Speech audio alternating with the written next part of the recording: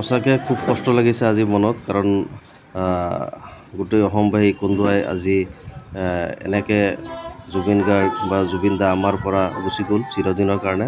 সঁচাকৈ খুব কষ্ট পাইছোঁ। আজি আমি নগাঁও নেহেৰুবালিত উপস্থিত হৈছোঁ শেষ শ্ৰদ্ধাঞ্জলি জ্ঞাপন কৰিবৰ কাৰণে।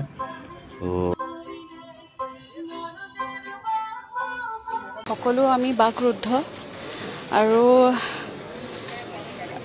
জুবিন গাৰ্গ অবিহনে অসমখনৰ কথা কল্পনা কৰিব নোৱাৰি আচলতে। আৰু যদিও এয়া সত্য আমি মানি ল'ব লাগিব, কিন্তু মানিব পৰা নাই আচলতে। অসুবিধাটো সেইটোৱে হৈছে, মানিব পৰা নাই।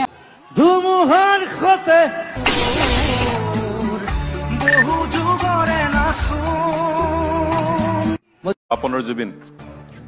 আই এম এ জুবিন ফেন।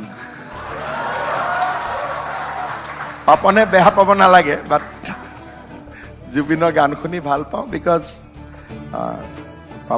আজি নগাঁৱত বিশাল জনসমুদ্ৰ। আজি মানুহেই মানুহ অকল জুবিন দাৰ কাৰণে। জুবিন দাক চিনি নোপোৱা, ভাল নোপোৱা এনেকুৱা মানুহ অসমত নাই। আজি জুবিন দা চবকে কন্দুৱাই এনেকৈ এইখন মায়া ভৰা পৃথিৱীৰ পৰা চিৰদিনৰ কাৰণে বিদায় ল'লে। সঁচাকৈ মানুহ খুব আৱেগিক হৈছে, খুব কষ্ট পাইছে মনত। আজি মানুহ চাওক কি অৱস্থা, আজি জনসমুদ্ৰত পৰিণত হৈছে আজি নগাঁও। আৰু নগাঁও বুলি নহয়, গোটেই অসম তথা ভাৰতবৰ্ষতে আজি শোকৰ ছাঁ পৰিছে। এয়াই দৃশ্য মই আপোনালোকক দেখাই আছোঁ। তাক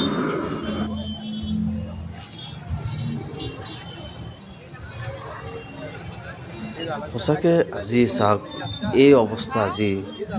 আজি যদিও সত্য জুবিন আমাৰ মাজত নাই, তথাপিও আমি কেতিয়াও বিশ্বাস কৰিব পৰা নাই যে এনেকৈ আকস্মিকভাৱে এইখন পৃথিৱীৰ পৰা এনেকৈ আমাৰ মাজৰ পৰা এনেকৈ বিদায় ল'ব বুলি আমি কেতিয়াও ভবা নাছিলোঁ। আজি চাওক এই অৱস্থা হৈছে। আজি জুবিন গাৰ্গ এন্ধাৰতো পোহৰ যেনেকৈ হয়, তেনেকুৱা নক্ষত্ৰ জুবিন গাৰ্গ আছিলে আমাৰ অসমৰে এজন নক্ষত্ৰ। আজি গোটেই অসমবাসীক কন্দুৱাই এনেকৈ গুচি গ'ল আজি আমাৰ মাজৰ পৰা। সঁচাকৈ I miss you, I love you Zubeen da.